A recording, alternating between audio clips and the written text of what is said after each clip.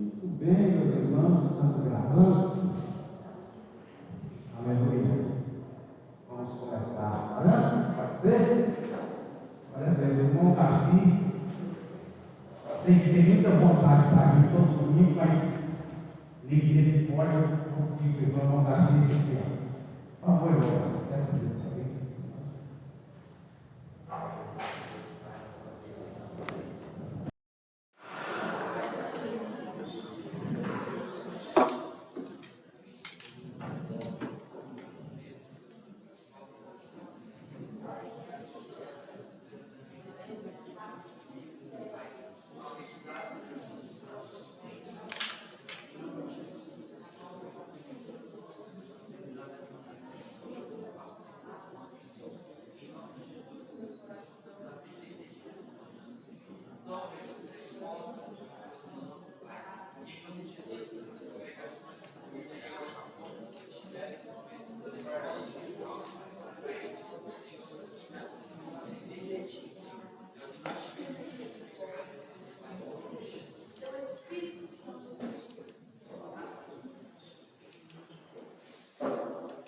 Tropecei ali e pensei que eu tinha danificado a câmera. Danificou mesmo. Danificou minha câmera.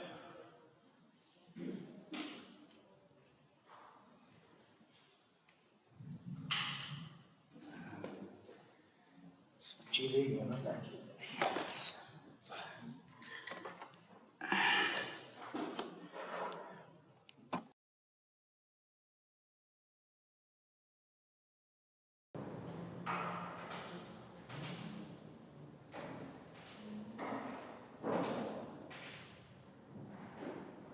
Aleluia. Deixa eu arrumar aqui. Aleluia.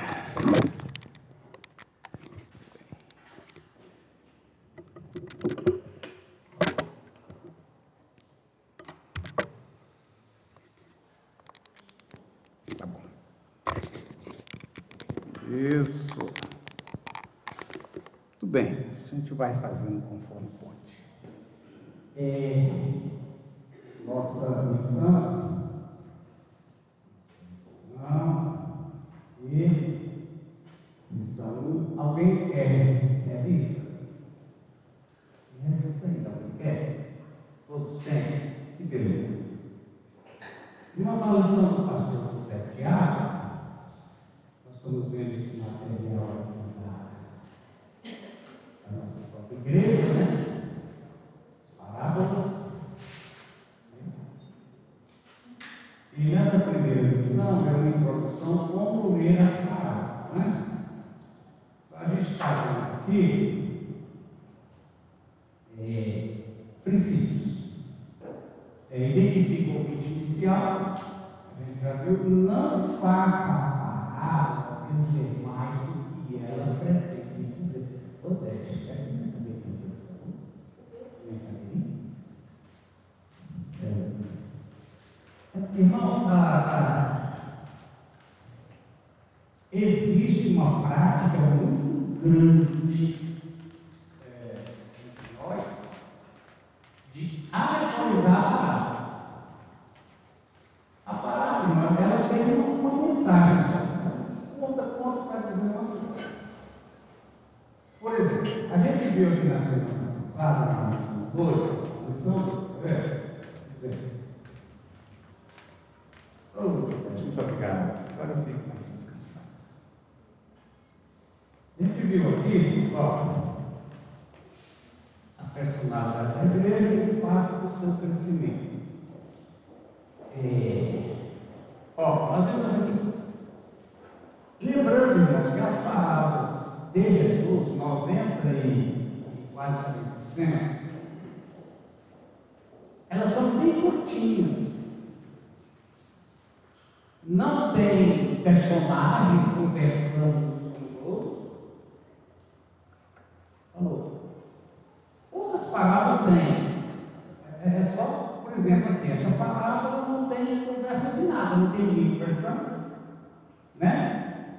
Jesus simplesmente joga uma imagem na sua mente. Vamos tentar explicar isso aqui um pouco, porque nós estamos tentando aprender com Jesus. O que nós queremos na verdade? A gente quer falar do Evangelho. E a gente quer falar do Evangelho de uma forma eficiente. Quem pode nos ensinar a fazer isso? Jesus. E nesse estudo, estamos aprendendo isso, entendeu, Garcia? E eu quero, irmão, que nós queremos aqui, vamos ficar aqui 6 meses, um ano, não sei, é aprender com Jesus a falar o Evangelho de forma eficiente ao ouvinte.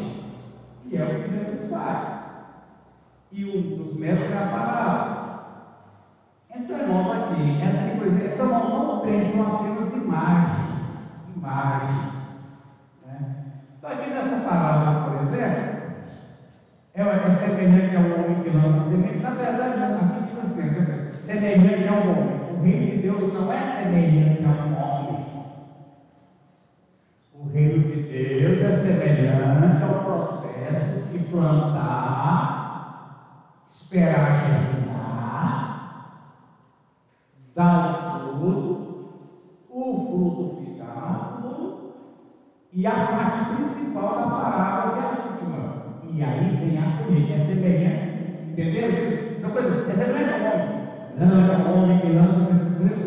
Mas aqui então, nós vimos aqui, ó, o bispo ele diz aqui, ó, pode ser feito duas notas, somente duas notas. Primeiro, o crescimento inexplicável do reino de Deus. E lembrando, irmãos, que o Evangelho, esse aqui, por exemplo, esse aqui foi tirado do Evangelho de Marcos, né? O Evangelho de Marcos, os primeiros que foi escrito, mas de qualquer forma, foi lá pelo ano 55, uns 25 anos depois que Jesus contou a palavra. E o que mais, irmão? Marcos procurando respostas para coisas contextualizadas da comunidade dele. Coisas que a comunidade de Marcos estava perguntando. Uma delas, em todos os evangelhos, quem não preocupa com isso é João. Por que Jesus demora tanto? Para eles, 25 anos, o que Jesus demora tanto? Então, eles têm o evangelista, né? Ele vai, por exemplo, a figura do homem posta na palavra surgiu simplesmente como uma forma de expressar o poder germinador da semente. Ele lança na terra, aqui diz sem adubo ou fertilizante. Agora, essa por exemplo, o bispo que eu vou mandar para ele. Não diz que o homem adubou e fertilizou. Quer dizer que ele não fez isso? Quer dizer, irmão, que a palavra é sucinta. Porque se fosse dizer, irmão, o homem que destoca uma terra, é destocar já? Toca a terra, depois de estocar faz o quê? Gradeia a terra, aduba a terra. É lógico que aqui não está dizendo que o homem não fez isso, apenas a palavra está dizendo que o homem não faz semente na terra. Logicamente, entendeu? Não é porque não fala, irmão, não é porque não fala que adubou, quer dizer que a gente já queria conclusões. Aqui já eu, igual o lançou, sem adubo. Tá, mas ali, sem chuva e ela cresce. Essa passagem nos mostra que, independentemente das condições em que o mundo se encontra, o reino de Deus crescerá na terra, embora a lógica humana não compreenda. Uma lógica humana não compreende. Jó já fala, como é que se forma uma criança do ventre de uma mulher? A partir do espermatozoide se forma uma pessoa. Né? Como é que uma semente, a Oliveira até lembrou, porque primeiro tem que correr, gera vitão. Agora, o arrematamento feito em tempo oportuno, diz assim, estando o fruto da semente maduro, vem o homem com a foice se pode, porque chega o tempo. A figura da foice nesse texto sugere uma tomada rápida do fruto. O que é que vai lá sobre o arrebatamento da igreja? O que do cristão? Porque a foice só, né? Aqui tem interpretação da palavra, né? Inclusive, algum vai usar para dizer, falar da demora, que Jesus, que eu digo para vocês, aos ouvintes iniciais de Jesus, os zelotes, que iriam proclamar Jesus rei, já vimos semana passada, presidente da República, um Vini foi com Antônio, Jesus disse, não, tem um processo. Agora, por que é alegorizar a palavra? Começar a perguntar aqui, vamos muito bem. Então, diz primeiro, veio o talo. O talo significa o quê? Aí começa. Depois, irmão, vem a espiga. A espiga significa o quê? Não está entendendo? Começa a achar interpretação de detalhes que não é essa a intenção. A intenção é dizer que o reino de Deus demora, mas ele cresce dependente da ação do homem. É só isso. Entendeu isso aqui bem? Aí começa a analisar. Essa regra está fora. Ninguém fica alegorizando o que significa pedacinho, é o sentido geral da palavra. E, inclusive, no final da palavra, que fala da última palavra da palavra, o quê? Colheita. A última palavra é colheita. Né? Então, essa seria a palavra da colheita, que não está semeando. Tá bom? Amém? Amém? Tá, vamos voltar aqui na nossa primeira parte. Primeiro, né? Não procure na parábola, diz aqui,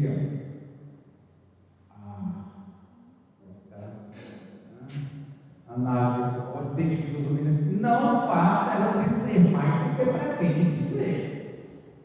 Então, irmãos, as parábolas, ela tem uma história moral, ou espiritual, ou a verdade moral, cuide bem de seus pais. Aqui, por exemplo, ele cita aqui uma parábola da oração,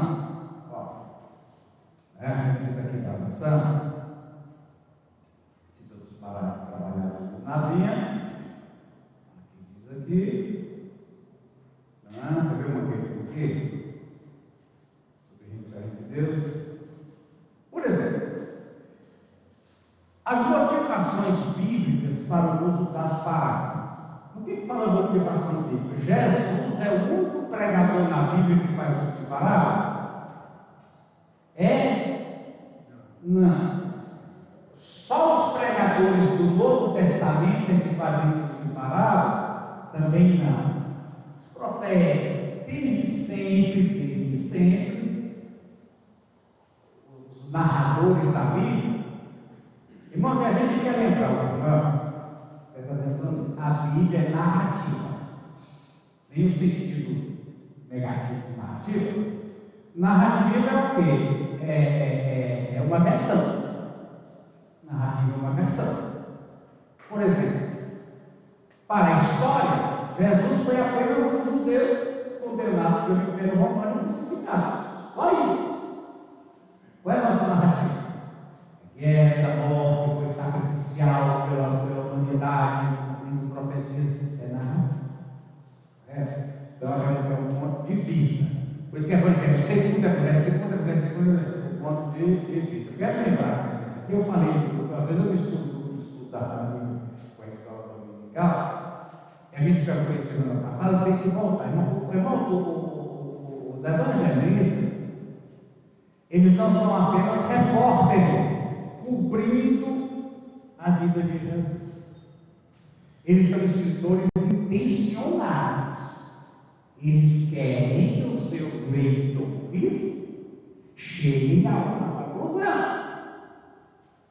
Tanto que eles manejam livremente os conteúdos. Então, a gente tem parábola, tem milagre, tem viagens. E os evangelistas trocam a ordem dessas coisas. Deus que coloca Jesus para fazer aquela viagem no começo, ou coloca no fim. A intenção não é exatamente essa. argumento, vou colocar essa palavra aqui. O importante é você perguntar o sentido, né? Então, uma motivação, primeiro, alcançar os pequeninos, né? Primeiro aos crentes. Por exemplo, aqui exemplo, vocês devem oração, sobre oração. Sobre oração. Deixa eu ver qual que eu vou ler. Eu vou ler na NBI, Lucas 18, quer ver? Lucas 18, ó.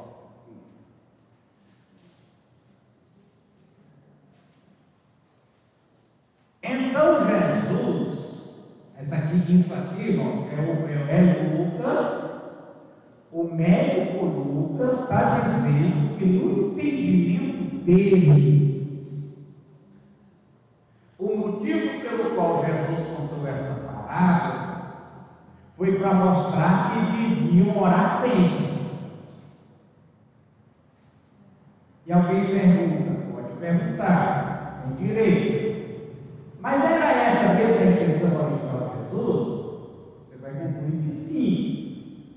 Mas você pergunta lá para os ouvintes originais, que Lucas está escrevendo 40 anos depois. Então aqui já vem dizendo que aqui o escritor, em vez de só contar a parábola, ele já dá você está dizendo? Então aqui essa aqui, Jesus disse, aí vem aqui entre aspas. Essa cidade, essa palavra é exclusiva de Lucas, né? Você é amigo para ouvir, aquela é exclusiva. Em certa cidade havia um juiz que não devia temer a Deus e se importar com os homens, e havia naquela cidade uma viúva. Inclusive aqui Lucas diz que isso é uma parábola. Lucas que diz, olha, o que você está lendo aqui, isso que eu vou te apresentar aqui agora, é uma parábola. O que quer dizer, irmão? Isso pode ter acontecido? Pode. Isso pode ter de fato acontecido. As parábolas podem usar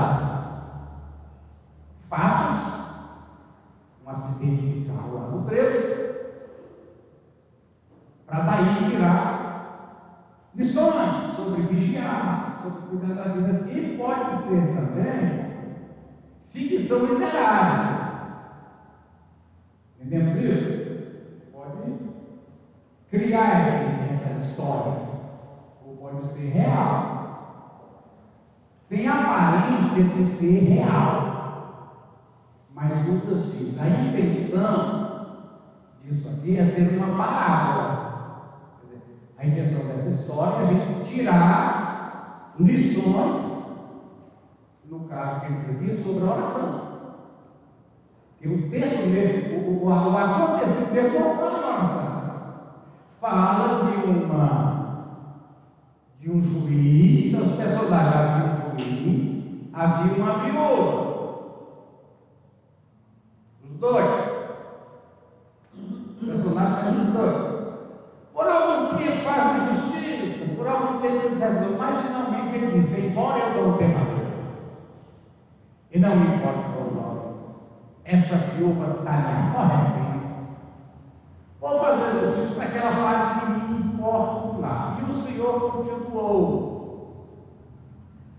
Ouça o que diz o juiz. Como é que fala? Como é que duas palavras tão diferentes? Juiz e injusto. Juiz. Aqui no Brasil entende, né? Talvez na Alemanha é difícil entender, nos Estados Unidos é difícil entender as coisas que acontecem aqui no Brasil, que juiz faz, mas como faz isso? Juiz injusto. Só que no Brasil, cuidado. Você hoje falar que o juiz não está parado, se você sair está parado e botar não nesse juiz. Levou o personagem aqui das autoridades brasileiras. E você chama ele de injusto, você está sujeito. Pode não, eles se tornaram igual o Papa, como é que fala? Inerrantes. Mas a Jesus diz que tem juiz e injusto. Pode. Aí diz assim, irmão, acaso não fará justiça aos seus escolhidos que clamam a ele no dia de dois?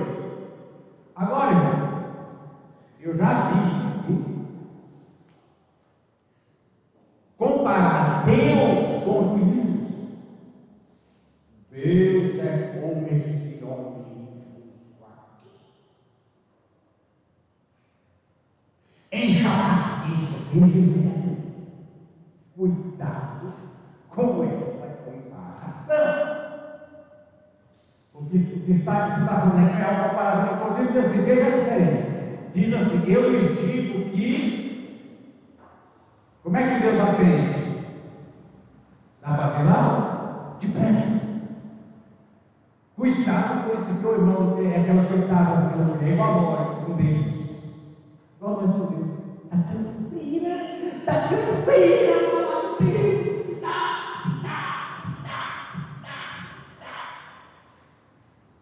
enquanto Jesus diz, eu lhes digo para a justiça, depressa. Contudo, irmãos, a pergunta que Jesus diz é o seguinte: controlar a fé? Controlar a fé? A questão da resposta está ligada também à fé de quem pede. Como é que diz Tiago? Peça sem duvidar. Aí tem aquela ilustração, todo mundo conhece. A igreja toda orou pedindo chuva. De noite só o irmão veio lá na chuva. E aí, André? De noite só o irmão veio lá na chuva. Então, irmãos, o sentido aqui da palavra, Jesus fala, aí diz Lucas, orar sempre e nunca desanimar. Orar sempre. Agora, porque Deus é igual a esse juiz injusto. Será? Eu posso falar isso? Deus é igual ao juiz iníquo da terra, de forma alguma. Mas aqui nós vamos ter o exemplo do negócio que não tem nada a ver com oração, de uma mulher persistente. Agora, a Bíblia usa a palavra persistência. Seja persistente. Ok? Aí, com Jesus, em vez de dizer Jesus não podia dizer apenas aqui, vou falar para vocês devem orar sempre. Não precisa desanimar, não podia falar só isso. Em vez só de falar só isso, falar para vocês. Vocês têm que orar sempre, sem desanimar. Em vez de Jesus contou uma história. Qual a diferença? Aqui diz na nossa lição, o bispo é o seguinte: para deixar uma impressão duradoura, gravar bem aquilo que está acontecendo. Mas eu até vi aqui, eu separei para vocês, essa questão de imagens. Parábola trabalha com imagens. Você vê que na parábola não tem conversa nenhuma. Você ficar caladinho, você vai ver. Um homem bota uma semente na terra, dorme, acorda, chove, não chove, a semente brota e fala, cresce. Não tem som, não tem som. Você passar a palavra na mente, entendeu, sabe? Não tem som nenhum, só tem nós. E aqui, esse pastor aqui, esqueci o nome dele, ele está falando nesse vídeo aqui, uma coisa interessante, vou mostrar para vocês. Esse vídeo tem 40 segundos. É sobre, no mundo artístico, existe sim sempre um grupo apelando para que os artistas, para ficar super famosos, façam parte do Satã. Inclusive aquele cito Mel Gibson, que conseguiu sair fora, explicando que aqui tem tanta banda que está estourando, de repente some o cenário, tem tanto ator que olha, de repente some. É porque chega a hora que ele é convidado. Ele disse que não, então você vai ver. Existe mesmo no mundo artístico, certamente aqui no Brasil.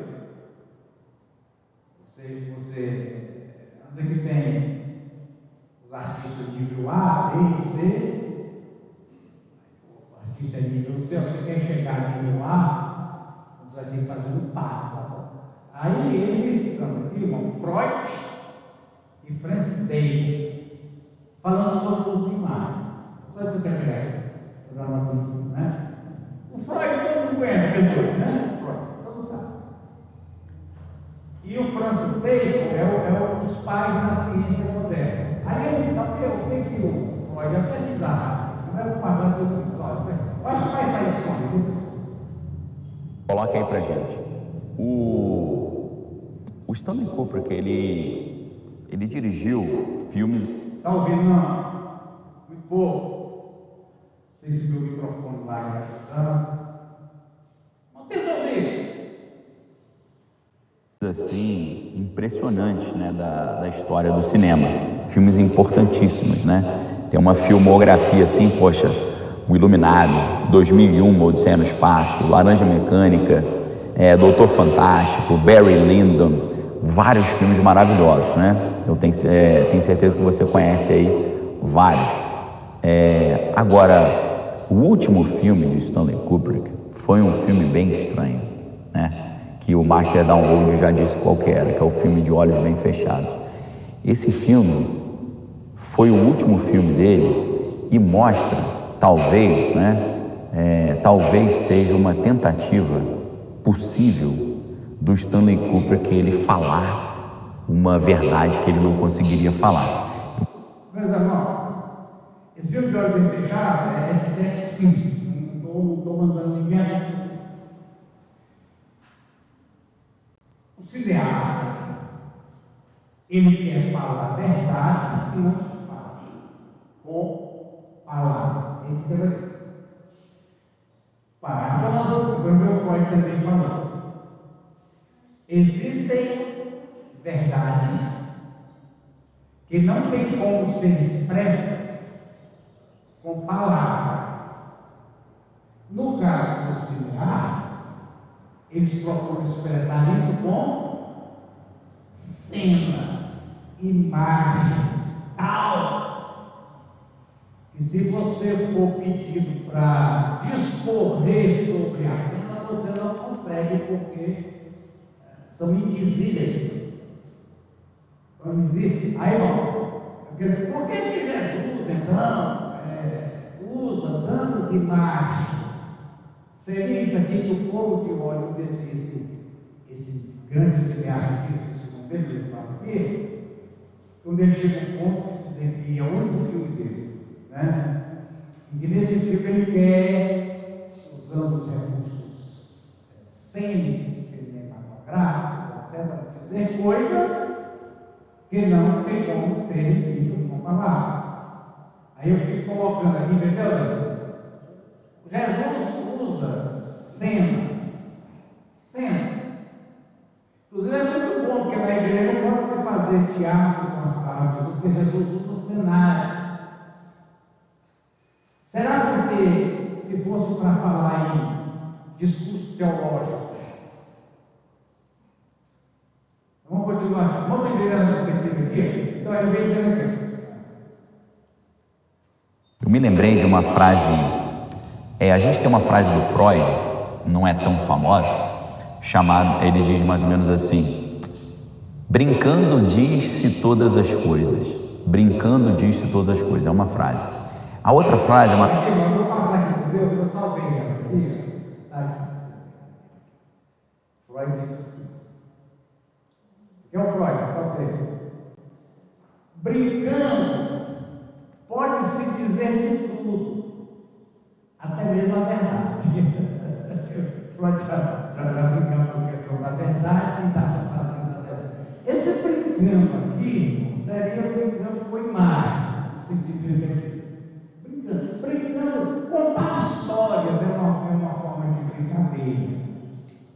É uma forma, na verdade, o nome que se dá à educação é lúdica. Uma forma lúdica. Então, as crianças que estão na idade concreta, então elas com pedrinhas, com dados, brincando. Aí eu vi uma cena na TV, eu até falou do menino agora, foi ontem, por acaso na passada, falando que não gosta de matemática, aí a mãe está lá na mesa, aproveitou os pão de queijo, está na mesa, aí faz Mas você quer quanto? Quer dois. Então, quer dizer, essa coisa chama lúdica. Existe uma maneira lúdica de se ensinar. O que acontece? O lúdico, ele é sempre ligado ao prazeroso. A gente brinca, porque brincar que é de palito, né? Minhas mãos, do jeito que elas tremem hoje, eu não consigo pegar palito mais nada, né? Isso, brincar de pegar palito, você brinca, né? Palito, não. Mas tem que as mãos de palito, etc. Banco imobiliário é uma brincadeira para crianças aprenderem sobre finanças, brincando. Então, irmão Freud, nosso Freud escreveu, né? Freud disse de forma lúdica, contando histórias, sabe o que eu estou dizendo aqui? Como Jesus fez, contando histórias, é uma forma prazerosa de dizer qualquer coisa, inclusive a verdade. Lembra de Natan e Davi? Aqui, ó, o coitadinho só tinha uma ovelha.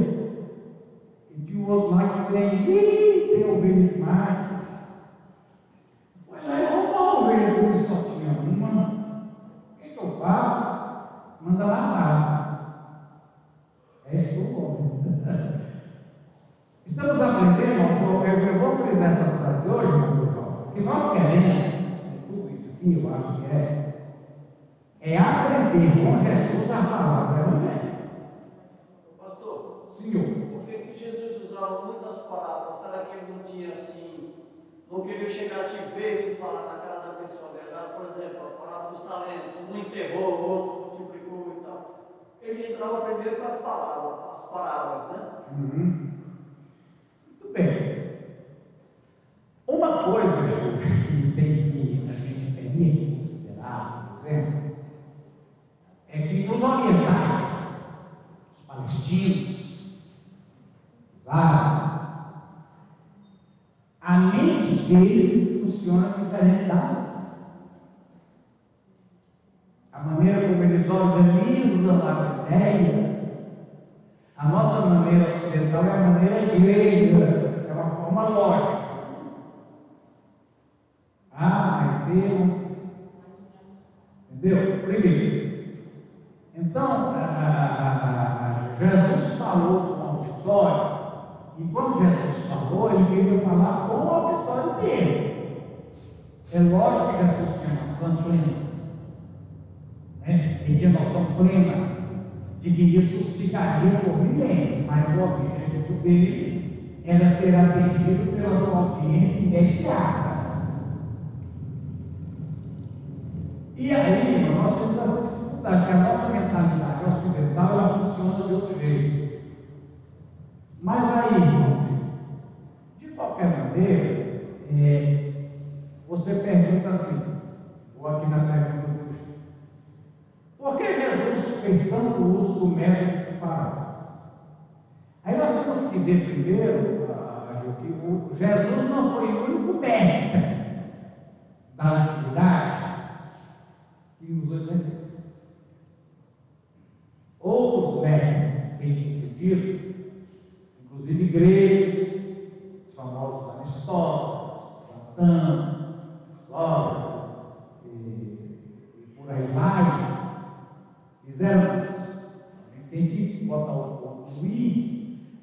Jesus não é o Jesus fazendo uso de parábolas, Jesus como mestre. A gente tem que colocar assim, né, Brasil?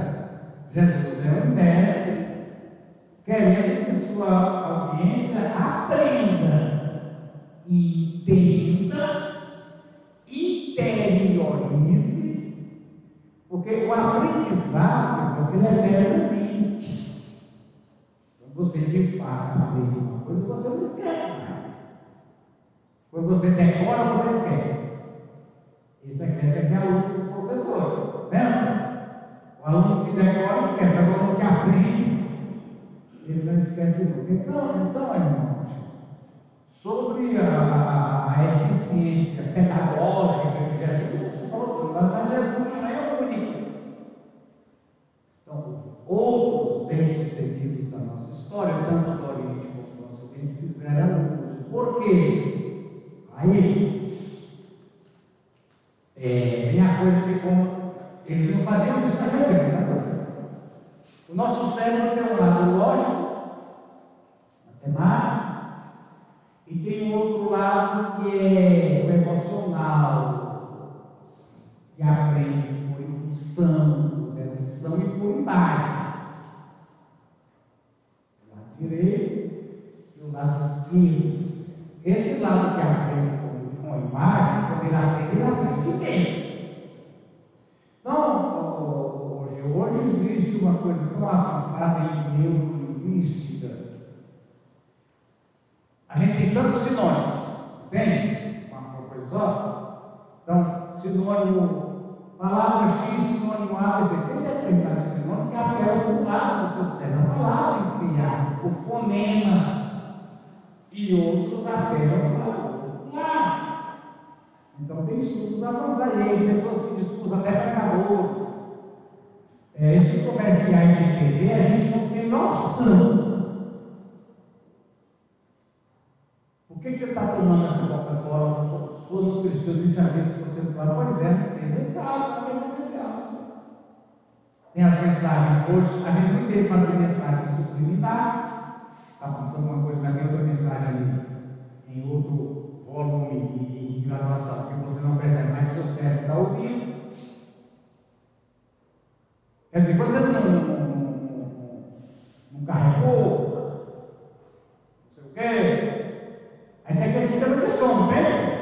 É bom, o tempo passa, você nem vê, fica lá, olha só que por baixo, por detrás daquele sistema de som, tem um som que você não percebe consciente, mas seu cérebro percebe sendo bom, gás. Tem. Então, essa questão de falar ao ser humano através de imagens é muito longe, vai muito longe. Os estudiosos do cérebro, eu gosto muito do Jung, que saiu do Freud e passou a estudar o sonho. O sonho é a imagem pura, né? Ele vendo assim, por exemplo, que coisa interessante. Um doutor em tudo quanto é coisa desse mundo na Europa tem um sonho.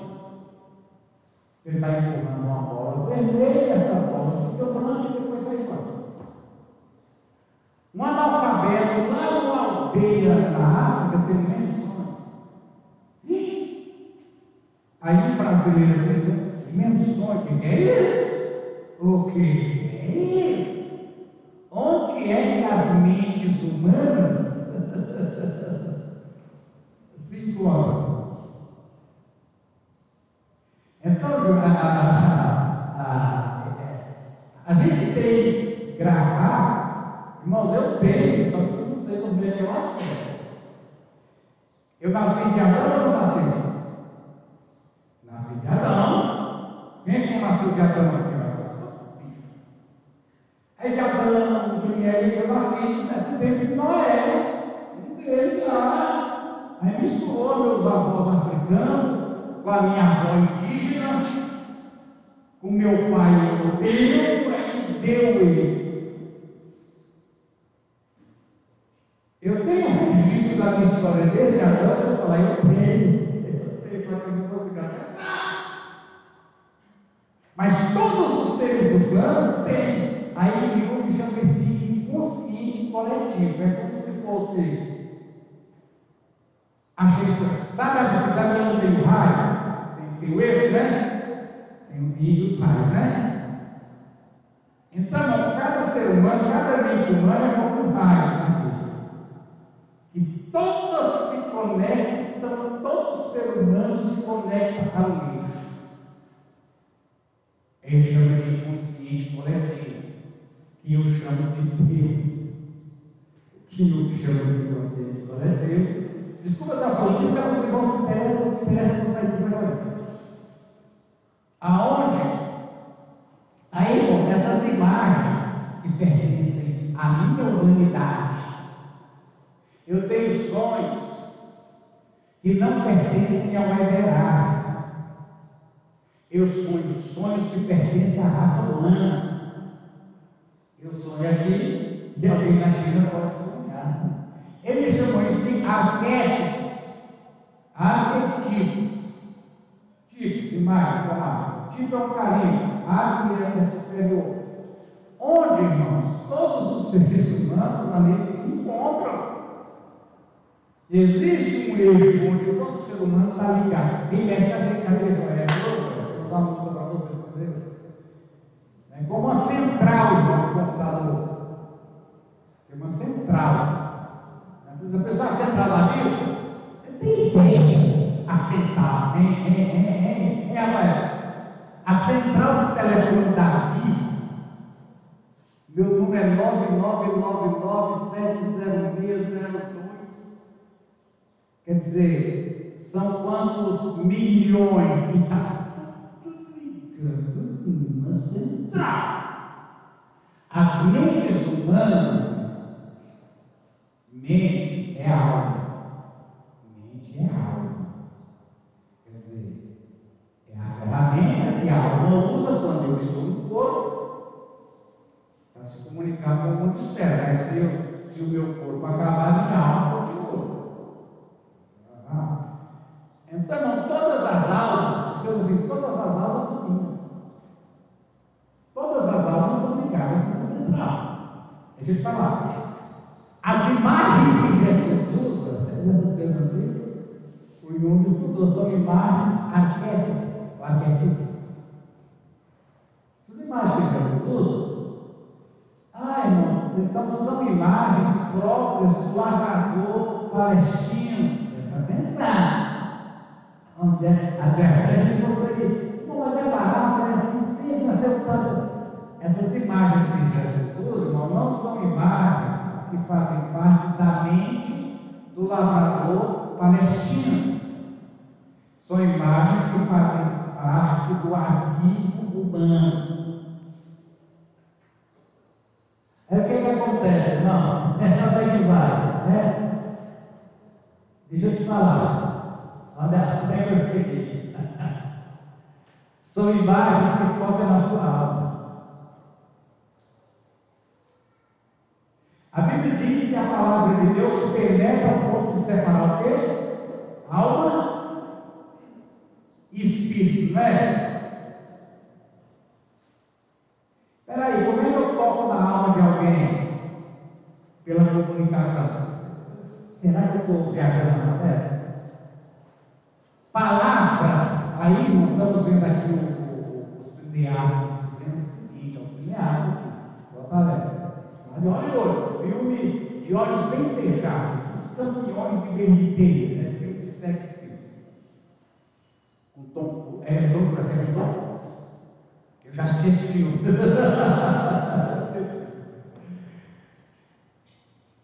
E através das imagens, transmitir mensagens que não tem como transmitir com palavras. Então, irmãos, o uso é muito além. Sobre pregação, tem um livrinho, você procurar, chama Pregação Indutiva. Pregação Indutiva. É você fazer exatamente esse uso dessas imagens. Deixa eu te mostrar uma coisa aqui, ó.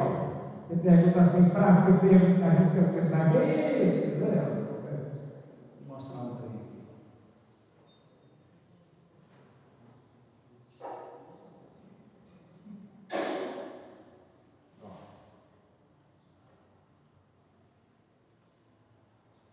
Irmão, aqui, ó. Marcos 6,39. Vou mostrar aqui. Marcos 6,39. Por que o escritor da Bíblia se preocupa? Eu acho que se fosse os aviões preocupados com isso. Marcos 6,39 diz assim, é Jesus, né? Eu não faço só com mera narrativa. Jesus ordenou que todos se sentassem em grupo sobre a relva verde. O que se formou na sua mente agora que você vê? O que formou? Um verde. como é que chama? Designer gráfico. E eu vendo aqui também, eu fiz vendo sobre ele.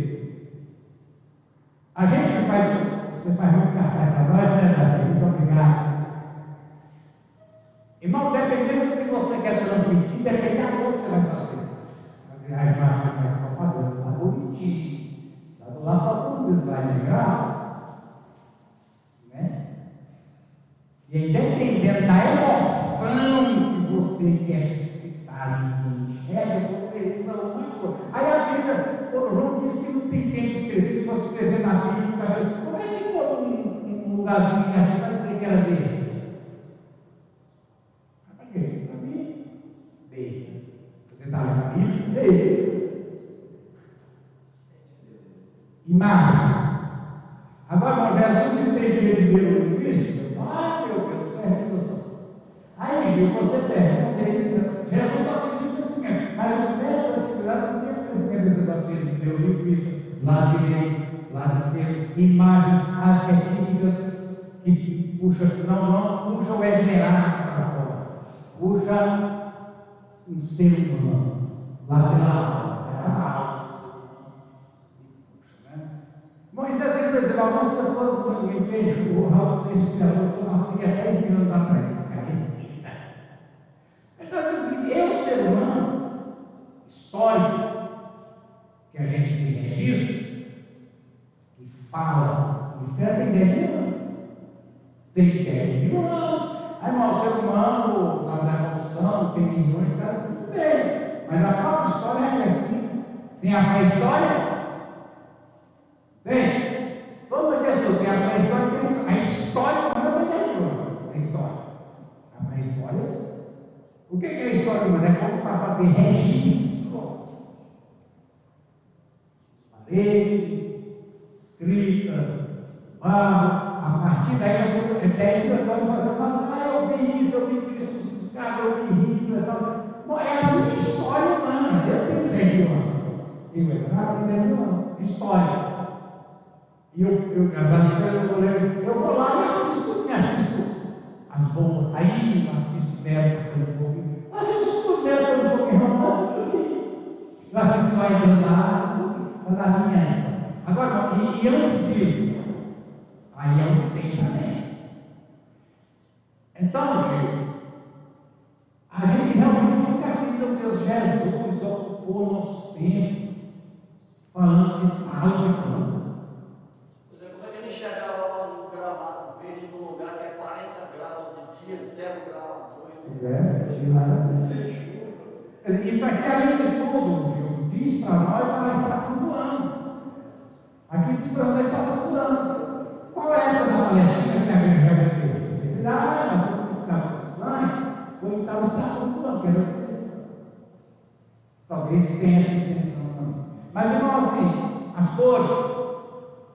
No Apocalipse trabalha muitas cores, você vai receber uma pedrinha etc. Aí, Gil, eu não consigo ir tanto disso. Mas o certo é o seguinte, nós estamos em época, deixa eu passar a vez do vídeo, deixa eu passar esse do vídeo, não passa, depois eu vejo se você fala alguma coisa. Mas você entendeu, Gil? Nós estamos lidando com algo que Jesus nos disse para lidar, nos ensinou, que é de uma eficiência que vai além do meu tempo de existência do meu ser literário, da minha historicidade humana até Adão, e vai lá dentro do jornal. É aquela coisa, eu não preciso compreender tanto. Jesus me disse, eu vou fazer. Mas quando me repete outra coisa, me fala dos pais, né? Mas me fala. Uma frase do Francis Bacon, que é um dos pais do método científico, e a frase é a seguinte: existem verdades que só podem ser ditas por meio da ficção. Aqui, eu vou passar para você determinar. Eu só venho a frase. Francis Bacon. Carlos. Esse aqui, né? Como é que é? 1560. Um dos pais da ciência moderna. Foi nessa época, 1500, que veio a Renascença, depois veio o Iluminismo, surgiram as ciências que a gente conhece hoje. Ele diz assim, talvez a frase mais ou menos.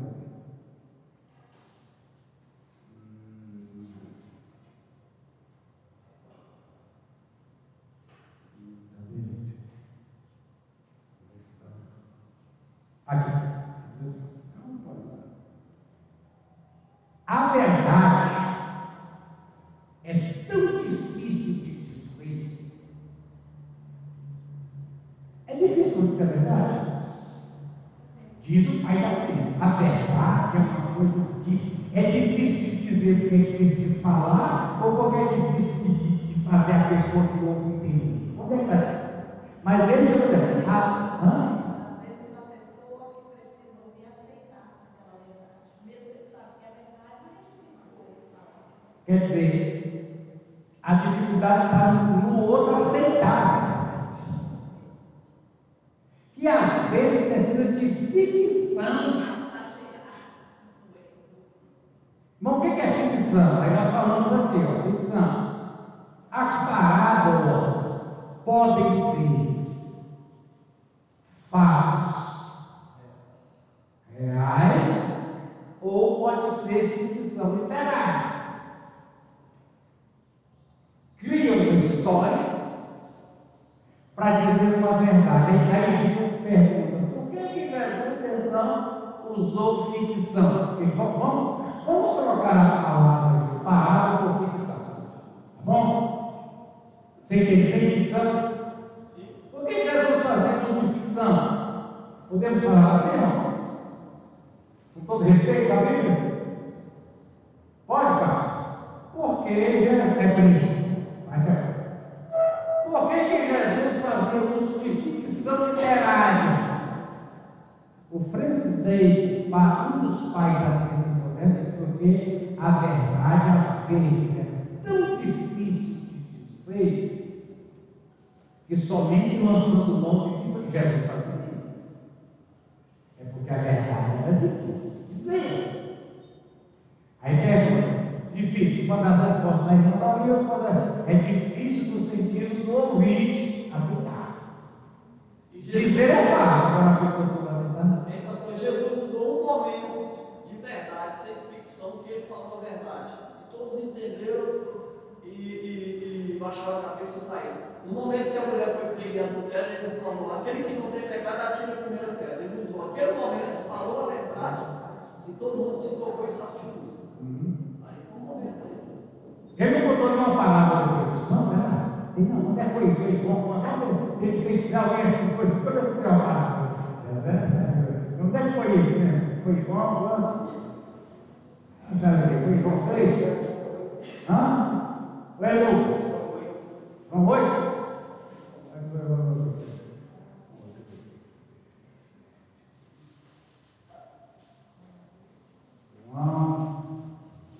Deixa eu ver se deve uma vez para contar uma função assim.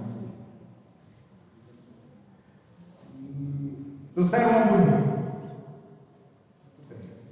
Está vendo muito bem. Bom, aqui, irmãos, aí Jesus começa a falar em figura. Eu sou a luz do mundo. Isso é uma fala literal? Não. Jesus não é um cilindrinho. Em que sentido? Aí Jesus volta a falar, irmãos, em linguagem figurada. De novo. Aí diz, esse não vale a pena. Então, meus irmãos, nós temos trabalho. Nós temos aqui a frase do Francis Bacon, né? A verdade é tão difícil de dizer. Vamos ver o áudio, acho que acabou aqui. Deixa eu ver o áudio aqui do nosso irmão. Como é que é o nome dele? Lopes? Não sei o que é Lopes. Vamos ver o que ele fala.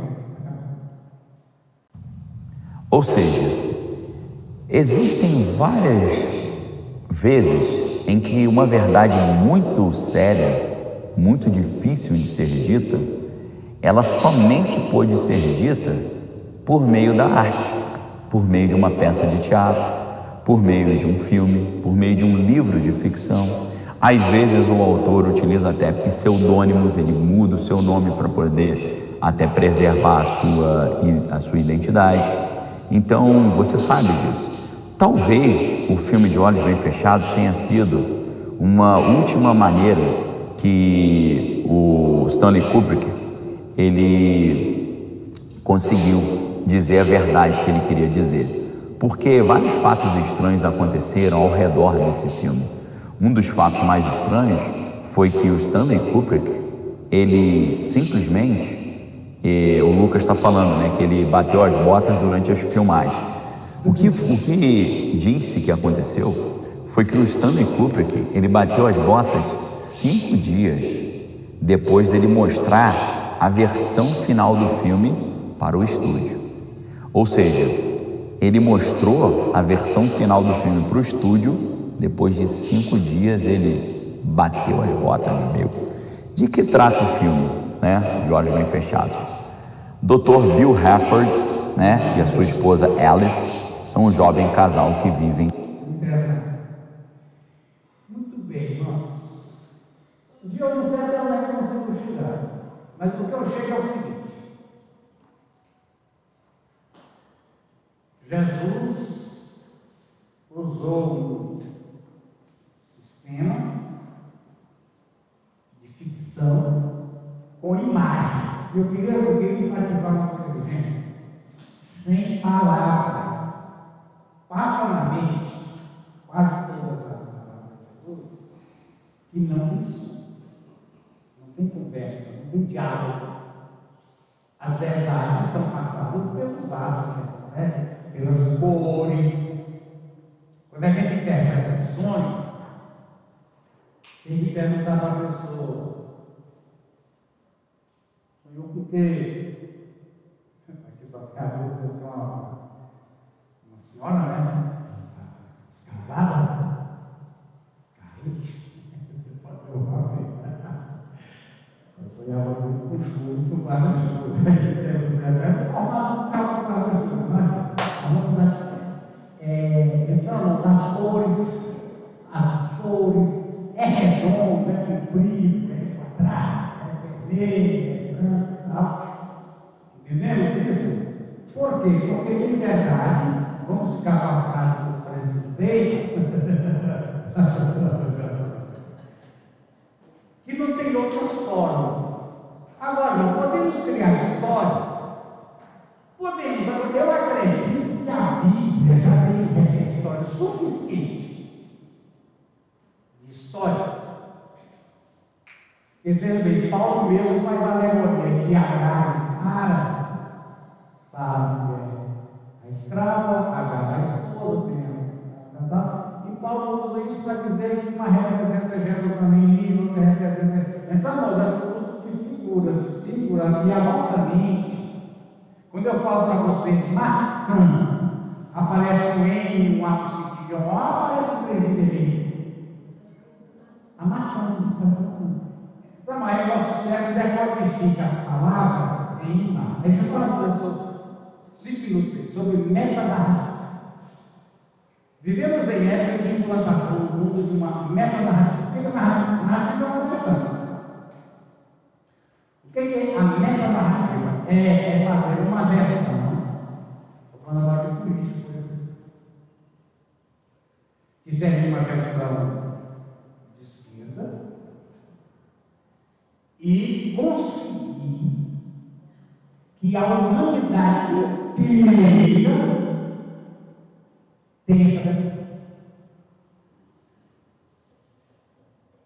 No Brasil está sendo implantado, em outros lugares da Coreia já foi implantado, na Venezuela já foi, outros lugares estão implantando. Chama metanarrativa, aonde se diz que não é uma narrativa, é a verdade humana, é essa.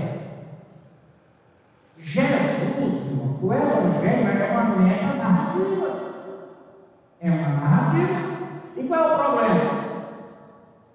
É que os pessoal aí das narrativas, ele diz que toda narrativa ela tem que ser local. Tem que ser local. O comunismo não pode ser chinês, o comunismo brasileiro tem que ser brasileiro. E ao mesmo tempo, tem que ser uma narrativa que é uma. Jesus, irmão, os evangelhos, cada evangelho é uma narrativa. E a nossa fé pentecostal, por exemplo, é uma meta-narrativa.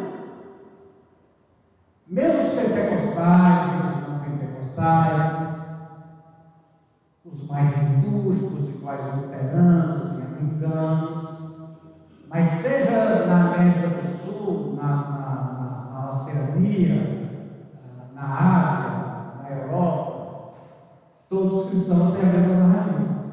Se chama metanarrativa. Jesus construiu. O que o comunismo está trabalhando para construir, Jesus já construiu. É a mesma narrativa.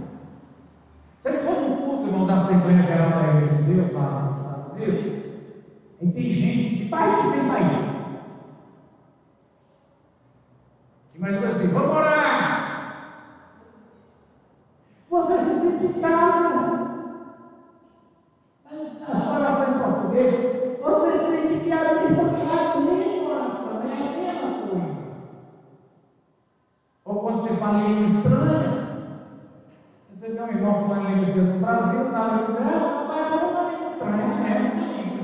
É a mesma língua. Mas como é que pode brasileiro falar a mesma língua? Mesmo que os fonemas são os mesmos. De onde saiu isso? Isso não saiu do ser humano, isso vem essa linguagem, ela é uma linguagem do espírito que está arraigada na humanidade do ser humano, por exemplo. Então, metanarrativa. E essa metanarrativa de Jesus usa imagens. Eu já falei para vocês que eu não fui do campo, nunca fui do campo da lavoura, de plantar, de ter semente. Eu sempre acreditei que quem conviveu com o campo, quando Jesus fala que plantou a semente, vieram os passarinhos comer, eu nunca vigiei isso. Quem já vigiou roça, entende melhor a vida do que eu. O trem é sério. Vigiar, bicho come. É desse jeito é o demônio. O demônio é desse jeito. Igual o passarinho da roça. Se não vigiar, ele vem, leva. Mas são imagens, aí eu vou pegar isso aqui. Não são imagens que apelam para a minha memória, para a minha experiência de 10 mil anos. Eu tenho 10 mil anos de idade. Historicamente eu tenho. E lembro, desde que eu ganhei a Bíblia a história humana, eu lembro de assim. Parece que eu vivi. Sim. E esse versículo aqui de Marcos 6, 39, que Jesus voltando ao passado, quer dizer, não sei se é o passado, mas como foi escrito no Salmo 23, 2, que vai falar, né? Deitar e fazem verdes pastos. Quer dizer, Jesus aqui como um pastor alimentando. Ah, muito bem. Então, tem uma possibilidade para lá. Inclusive, irmão, é interessante o Salmo 23, deitar e fazem verdes pastos. Toda a Bíblia fala, eu estou tirando verde. Deixa eu ver aqui se essa aqui no alter o Salmo 23, você vai me ver. Eles estão trocando, irmão, estão trocando. Salmo 23,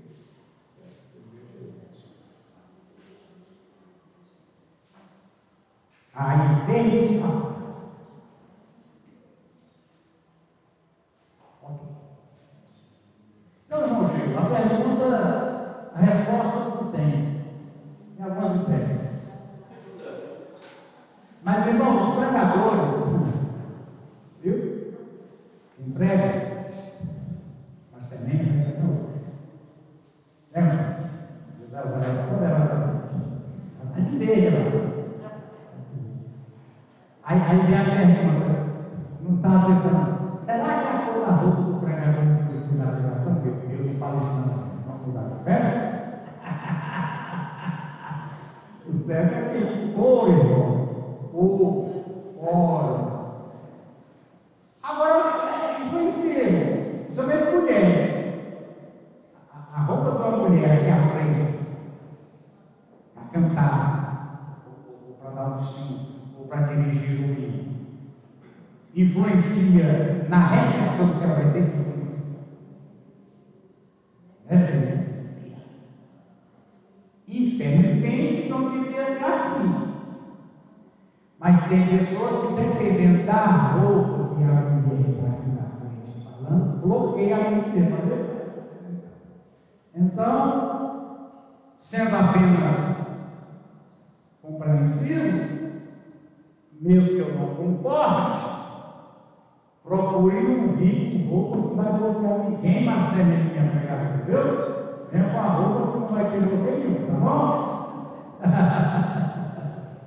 Eu vou só ficar falando essa coisa do lado. Amém? Mais alguma coisa? Você gostei da tia? Oh, meu Deus.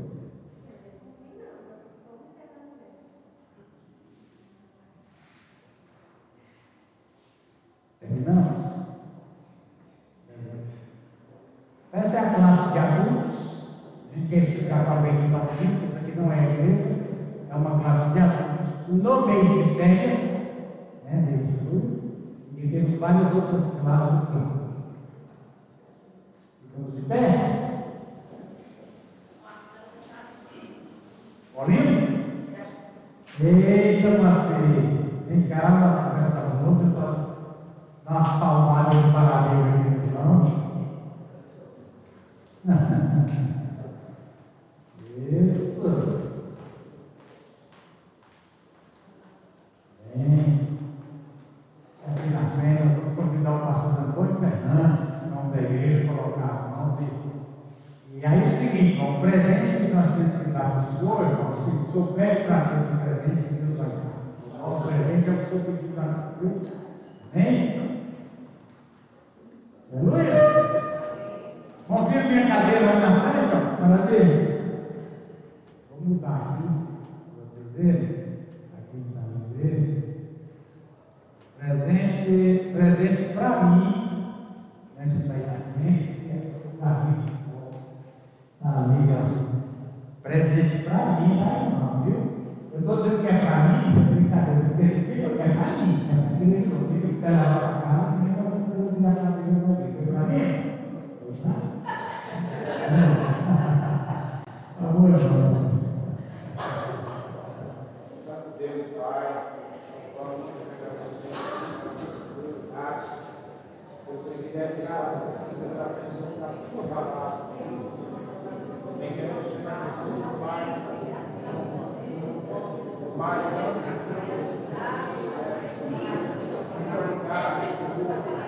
Abençoa, Pai, que tu abençoe os céus.